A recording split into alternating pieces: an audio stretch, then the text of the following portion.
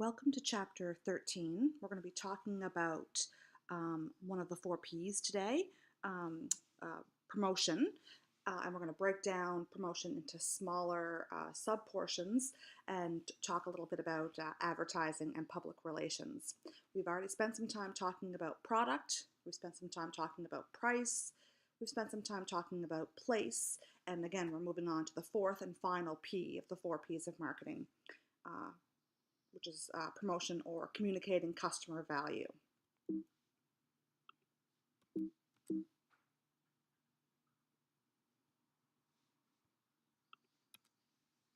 The promotional mix are the 5 different tools that marketers can use to communicate with their customers.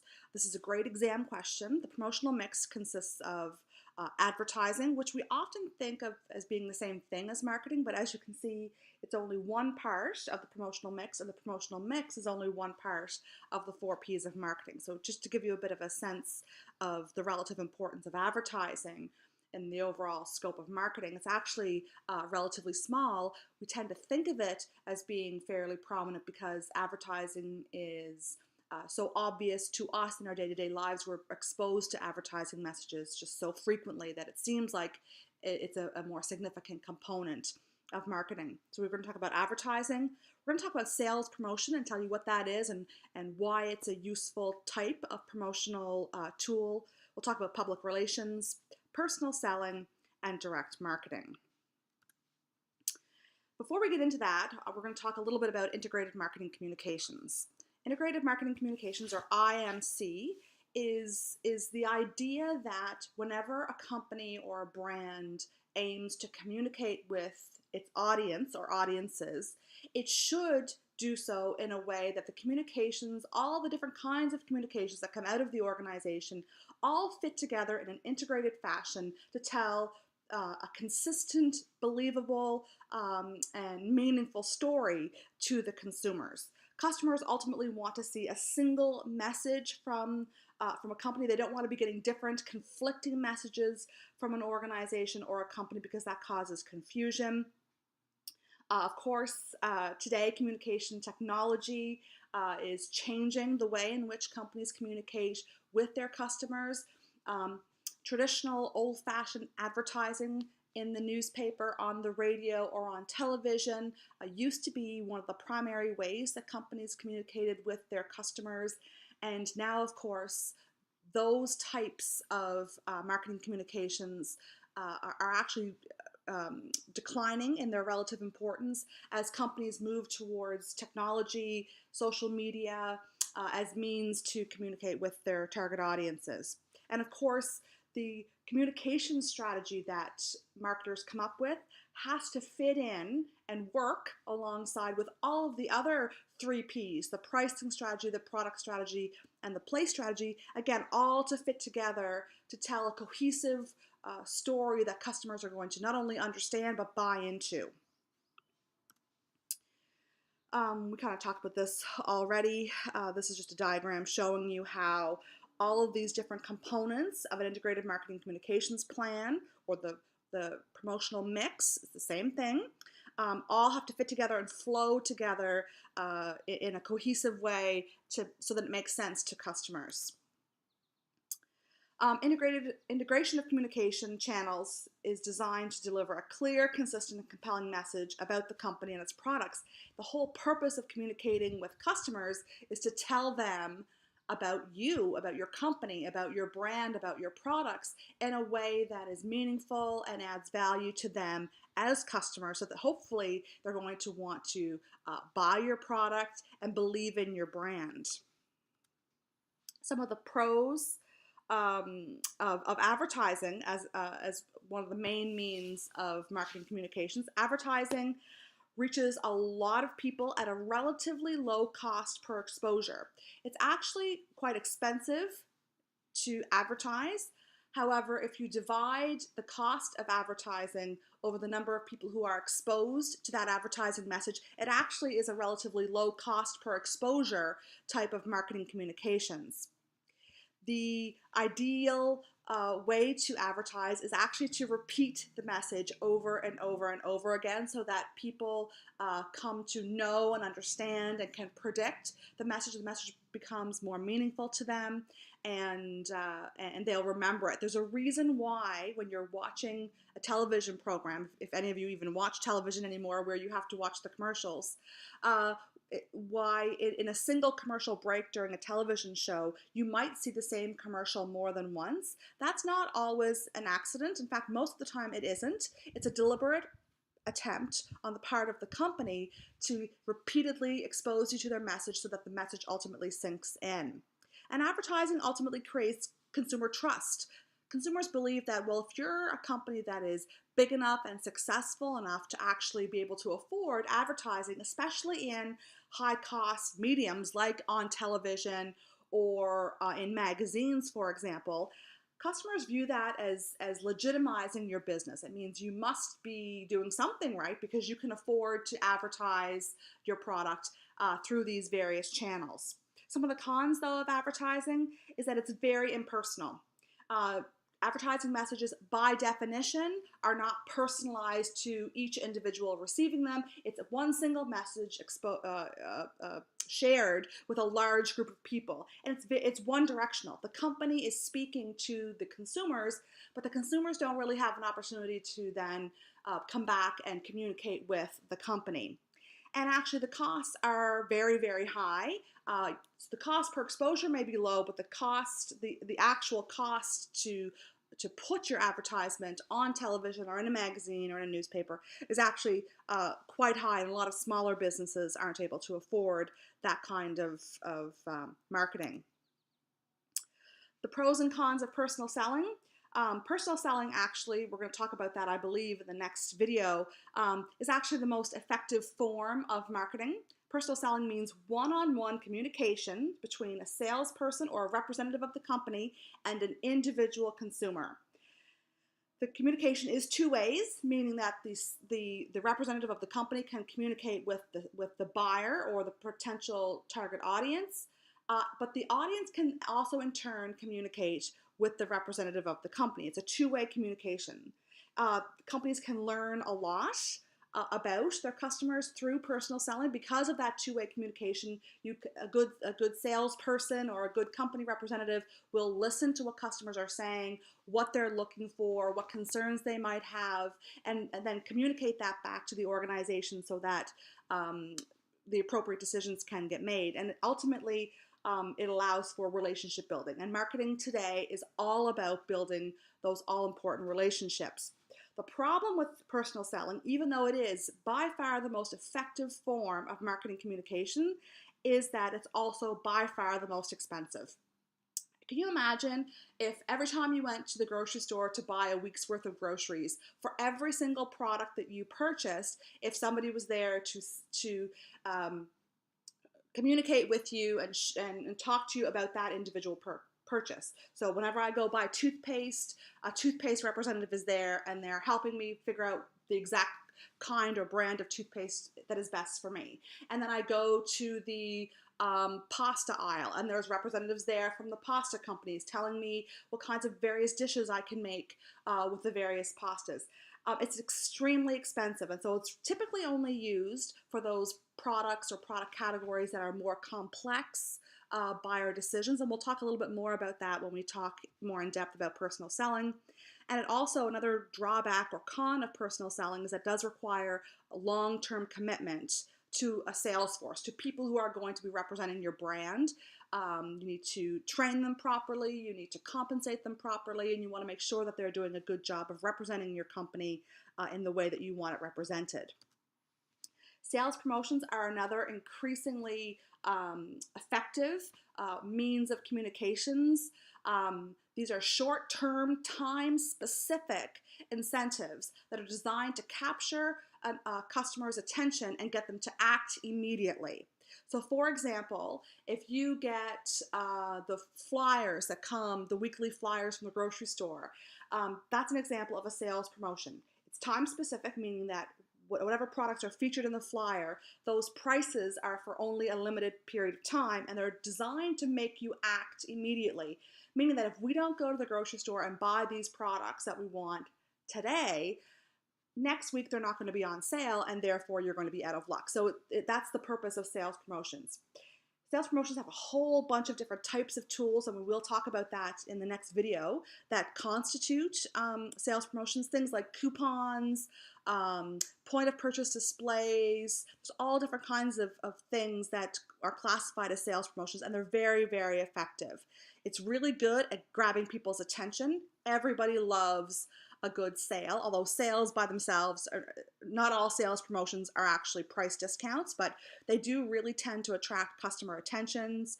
They offer a very strong incentive to purchase. Again, that's part of the ideal behind sales promotions, is that they have to incentivize people to act in the short term. It can help dramatize product offers and make them more exciting and catch people's attention.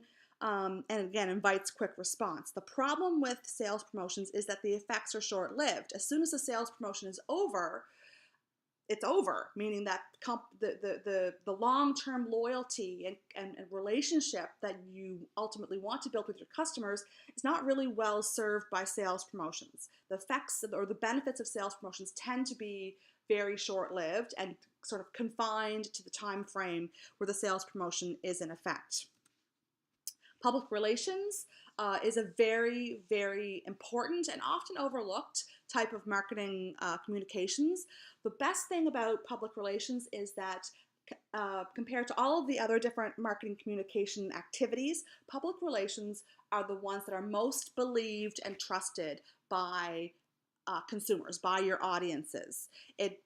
Messages that are communicated via public relations tend to be more credible and much more believable. People who typically are skeptical of advertising messages, thinking that they're being lied to, will believe messages that are communicated via public relations. It can help you save money if used proactively. It can be a very cost-effective means of communicating with your target audience. One of the challenges is you tend to lose a bit of control. Public relations is not under the singular control of the company who wants to do the communicating, and we'll give you some more examples of that when we go into public relations in more depth. One of the cons of public relations is that it tends to be an afterthought. It's often not a mainstay or a core part of marketing communications for many companies. And lastly, direct marketing are those marketing activities, and there's a wide variety of them, where the communication is directly between the company and the target audience, and there's no intermediary. So when you see an advertisement on television, the company sells that advertisement or buys space on a television program, and the television program then communicates by showing the advertisement to you, the consumer. So there's an intermediary in there. With direct marketing, there's no intermediary. It's communications directly from the company to the consumer. So things like a company's website, where they control the message and it's delivered directly to you, the consumer, is a form of direct marketing. It reaches customers with tailored messages. Direct marketing is so powerful, and it's actually the future of marketing communications, in large part because technology now enables companies to individualize the messages that they are sending to customers via technology. So, for example, if I go to the Indigo bookstore website and I search for a book, the Indigo bookstore communicates with me by providing a list on the right-hand side or on the bottom of the web page of other books that I might like based on my search history or my purchase history. And so they're tailoring their messages specifically to me. I'm the only one who will see that particular message. It's a very, very powerful way of communicating. It is the future of marketing communications, and it's largely because data is enabling us to do a much better job of this than we were able to do 2 or 3 decades ago. It encourages interactivity, meaning things like social media platforms with companies. It enables two-way communication, meaning the company can communicate with you, but you can reply, you can ask them questions, you can comment or like or share the messages that you're receiving, and it helps build those relationships. One of the cons is that if you're not careful, it can be perceived as junk mail or spam or sort of disingenuous type of communications. And so you have to be really careful with direct marketing that you don't allow that to happen. So there's two different broad promotional mix strategies. One's called push and one's called pull. The push strategy is when companies or producers or brands will push their products onto retailers, and then it'll be the retailers that actually communicate or push that product onto consumers. And so the intermediary plays a really important role in pushing demand for the product onto the consumer. The pull strategy is the exact opposite. Consumers demand you go to a retail store and say, why aren't you carrying this product? I'm looking for this product. And as a result, the retailers and wholesalers will contact the producer and want to carry the product. So the producer ultimately is communicating with the customers to create the demand, and then consumers demand it from the retailers. So that's an important distinction. So we're going to talk a little bit more about advertising. We're going to talk about about each of the 5 different types of promotional activities, but we're going to start with advertising. So advertising, by definition, is any form of non-personal communications delivered to a wide audience by an identified sponsor. And those are important components of that definition. It's non-personalized communications. It is to a mass audience or a large number of people. And it's by an identified sponsor, meaning we know who it is that made the advertisement. It is clear that this is an advertisement for McDonald's, or this is clear it's an advertisement for Nike. It's clear who's paying for the advertisement. We're going to talk a little bit about things like what kind of objectives advertising can help you achieve, how you make budgetary decisions, how much you spend on advertising. We'll talk about how you do some messaging and make decisions about what kind of media you want to use. And we're going to talk about some evaluation over the next few minutes, and of course in your textbook as well. So advertising objectives. What is it that you're trying to achieve through your advertising messages? One of the mistakes that a lot of small companies in particular make is that they think that they just need to advertise because that's what companies do. And good advertising strategy is really based on a specific objective. What is it that you're trying to accomplish through your advertising activity?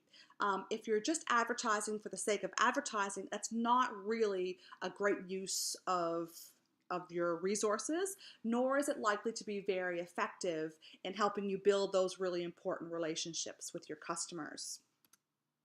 So here's a couple of possible advertising objectives, things that you might want to try and be accomplishing through the use of advertising. It could be you want to inform your customers. You want to help them understand how your product can provide them with value. You might want to start educating them about your brand and what your brand stands for. You might want to introduce the marketplace to a new product. Maybe they've never heard of a product of this kind before, and you need to educate them about what the product is and how it's used and how it might benefit them. Or you could even have to explain how the product works. You could do things like suggest new uses for a product. Fairly recently, the Bounce dryer sheets have introduced an advertising campaign encouraging consumers to take Bounce dryer sheets and put them in their teenage son's sock drawer to eliminate odors, or to put them in the bottom of a compost bin to help eliminate odors. And so what they're doing here is they're trying to educate consumers about different ways you can use this kind of product.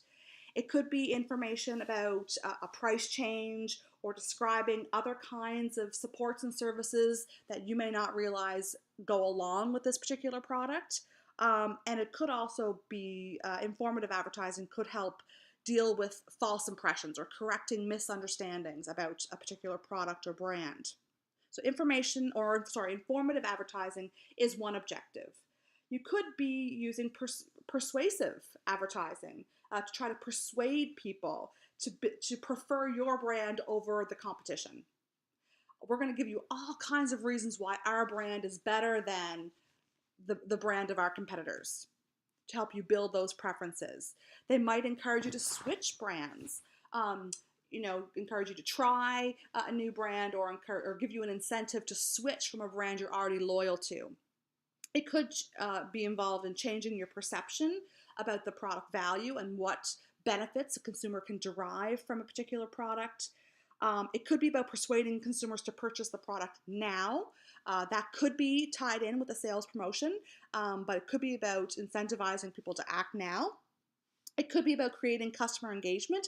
Go check out our website or follow us on Twitter, those sorts of things, persuading you to engage a little bit with the brand and to ultimately build those brand communities. And one of the last main types of advertising objectives is reminder advertising. These are for products that have been around for a long time. Consumers are very familiar with these products. They know what the products are. They know what value they derive from the products, but they might need a reminder every now and then to help keep the brand or the product relevant in their mind. So reminder advertising could be about maintaining those already established but all important customer relationships. That could be about reminding customers that the product may be needed in the near future. Maybe you're running low on something, or you need to upgrade something. You hear advertisements on the radio, or you see them on TV once in a while saying that every 10 years you should buy a new mattress for your bed. They're reminding you that you need to replace a product soon. Or could be reminding people where they can buy a product, or just keeping the brand in the minds of consumers during slow periods of the product's life cycle. There's just some examples of a comparative advertising campaign comparing Bing to Google.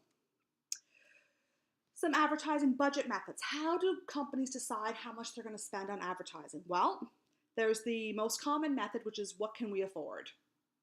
Taking a look at the resources we have available to us, what can we afford to spend on advertising? It's not a great way to decide how much to spend, because it often places the goals or objectives of that advertisement as being secondary to the cost. But for a lot of companies who face real financial challenges or restrictions or limitations, affordable method is very common.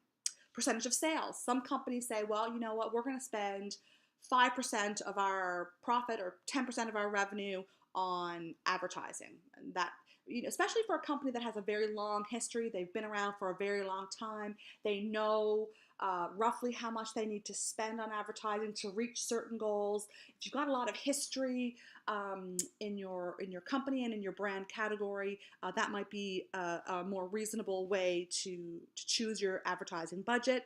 Competitive parity. We're going to spend what our competitors spend. Coca-Cola, if they spend $10 million, then Pepsi needs to spend $10 million as well. So figuring out, trying to track how much your competitors spend and spending similarly to them, or maybe even spending more because maybe you want to, perform better than your competitors. And then lastly, which is the most ideal but probably the least common way of setting the advertising budget, is what are you trying to achieve? What objectives are you trying to achieve? And how much is it going to cost to achieve that? So taking a look at you being driven by by your goals or objectives rather than by cost constraints. Developing an advertising message. The reality is it's increasingly getting more challenging to come up with really compelling advertising messages because we need to break through the clutter. The average consumer is exposed to thousands of advertising or marketing messages every day. So how do you cut through that clutter? How do you make your message stand out among all those other messages that people are being exposed to? We're increasingly seeing a lot of marketing messages as being entertainment driven. So all of the advertisements that you see, for example, during the Super Bowl, those really are not necessarily the best advertisements in terms of helping a company achieve specific objectives. It's great, though, to get people's attention, because people will talk about those advertisements because they're very entertaining. And so you're seeing more and more advertisements sort of crossing that line from being just sort of those boring, informative advertisements into being entertainment. It's called it's that concept is called Madison and Vine, and basically it's really referring to the blending of Madison Avenue or advertising with Vine, which refers to Hollywood and Vine, entertainment based. So advertainment, merging advertisements with entertainment. You need to select the media. So how frequently are you going to, who do you want to reach? Do you want to reach people in Charlottetown? Do you want to reach people in PEI? Do you want to reach people in Eastern Canada? Do you want to reach people in Canada or North America?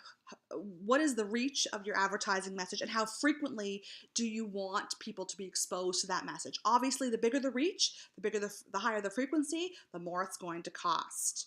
What are the major types of media that might be a good fit for the kinds of messages that I want to deliver and the audience that I want to reach? Does my audience listen to the radio? Do they read magazines? If they read magazines, what magazines do they read? Do they watch television? If they watch television, what television programs do they watch? So figuring out, not only what type of media, TV versus print versus radio, for example, but specifically within those categories, what television shows, what radio stations, what magazines are people engaging with, and then figuring out the timing, what time of day. There's a reason why you don't hear on the radio advertisements for Domino's Pizza at 7 a.m. in the morning. If you're going to hear a radio ad for any pizza joint, you're going to hear it probably between 4 o'clock and 7 o'clock in the evening, maybe even a little bit later, because that's when people are thinking about pizza or might be persuaded to order a pizza. You're not going to advertise pizza at 7 o'clock in the morning. It makes no sense. So making those really important decisions. Then you have to figure out what kind of strategy you're going to use to develop your message. What kind of benefits do your customers want and will they value, and how are you going to communicate those benefits? How can you develop something in a creative way that's going to capture people's attention? You can't just have some old guy standing against a white background telling people about a product. It has to be creative. There has to be some sort of creative component to it. It must be meaningful, it must be believable, and it must be different from other marketing messages that people are being exposed to. There's different, this is a great exam question, by the way. There's different styles of messaging that we often see in advertisements, particularly TV ads. So slice of life. A slice of life style is where you see an average mom with 2 children and a husband, and she might be in the kitchen making supper for her family. It's just sort of an average every day in the life of a person who the average consumer can relate to and identify with. A testimonial could be someone who you see on television who says, I joined Weight Watchers and I lost 20 pounds in 3 months. That's somebody who's used the product and is testifying or providing testimony to others that say, listen, I did it and so can you. And so that's a very believable and powerful form of communication. Scientific evidence. 4 out of 5 dentists prefer this kind of toothpaste. Or Car and Driver reports that this type of vehicle or this type of car tire is the safest. So using scientific evidence as the backbone for your argument. Could be music, especially on the radio, commercial jingles that stick in your head. We all know them. Though that can be a really, really powerful way to get into people's minds and get your message to stick. You can create a mood or an image that people may relate to. It could be a romantic mood, or it could be a high energy sort of party kind of mood in your advertisement. You could emphasize lifestyle. Whenever you see an advertisement for Jeep vehicles, they're always off-roading, going to the lake or to the beach or in the mountains, and they're doing kind of adventuresome type things. That's about the lifestyle. You can create a fantasy. Axe body spray is a great one, where an average looking, or some might even say a nerdy looking guy, puts on some Axe body spray, and all of a sudden he's a chick magnet and the girls all love him. Well, that doesn't really happen. It's about a fantasy. And so any of these kinds of execution styles are ways in which you can craft your message that may be a really effective means of reaching your audience. Again, choosing your media. We talked about frequency, reach and impact, timing, we talked about all that. We talked about what these things are. I'm not going to go through this in detail, but it is a great exam question. This basically lists the pros and cons, or the advantages or disadvantages or limitations of the various major types of advertising media. Television, online and social media. I will tell you, this is a relatively new one, and normally that would be considered direct marketing and not advertising, but we are seeing more and more advertisement style messaging coming up on social media and online. So you're going to see that particular type of activity straddling both advertising as well as direct marketing. Newspapers, direct mail, again, can be advertising. It could also be a form of direct marketing, and we'll talk about that. Magazines, radio, or outdoor, things like billboards and signage that captures people's attention. So things that you want to think about. Each specific media type has its advantages and disadvantages and will work for some kinds of things and not for others. So you need to think about your product, the kind of messaging that you want to communicate, and who your audience is, and figure out what the right media is given all that information. You want to take a look at timing. Do you want to follow seasonal patterns? Do you want to oppose seasonal patterns, or do you want to have the same coverage all year? Things you want to consider: cost, quality of audience engagement. And what they mean by quality, for example, TV ads now have a much lower quality than they used to, because the reality is many of us, especially younger people, watch television programming in such a way that we actually get to skip the advertisements. And so as a result, the quality of that experience is deteriorated. And also editorial quality, the quality of the content that you're creating. And you want to choose patterns. Do you want to continuously, like once a day, expose people to this message, or do you want to have them exposed multiple times over a short period of time and then take a break and expose them again later at a different time? So evaluating the return on your advertising investment. There's a couple of different ways you can do that. You can actually do surveying in terms of how many people saw your ad, remember your ad, what kind of information did they glean from your ad. But ultimately, the most important measure for most marketing communications is what impact does that activity have on sales and profitability. It's really important to be able to figure out means or ways to measure that, so that you know whether your advertisement dollars are being well spent. We're going to move on, just very briefly talk about public relations. Public relations, again, as I mentioned a little bit earlier, is the most believable, trustworthy type of marketing communications among the 5 different types of promotional activities.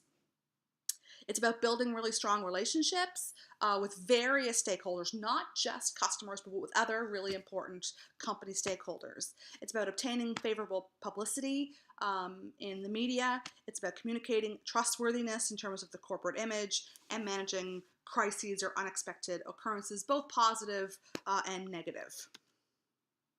Some examples of public relations activities include press relations, so getting your information out there through press releases, for example, and have magazines or newspapers or television news organizations reporting on things that are going on in your business. Not every business has the clout or the influence to command public press releases that get picked up. For example, if you're a small convenience store in a suburb of Charlottetown and you have an announcement to make, very likely the local media is not going to pick it up. But if you're Apple, for example, and are going to be launching a brand new product and you issue a press release, well, you can be guaranteed that most major news outlets around the world are going to cover that story. So press relations and using the news system to help tell your story can be really effective. The problem is you don't have a lot of control. If you're not a company that commands press attention, then that's going to be a little bit harder to do. Publicizing specific products, so product publicity. So it could be a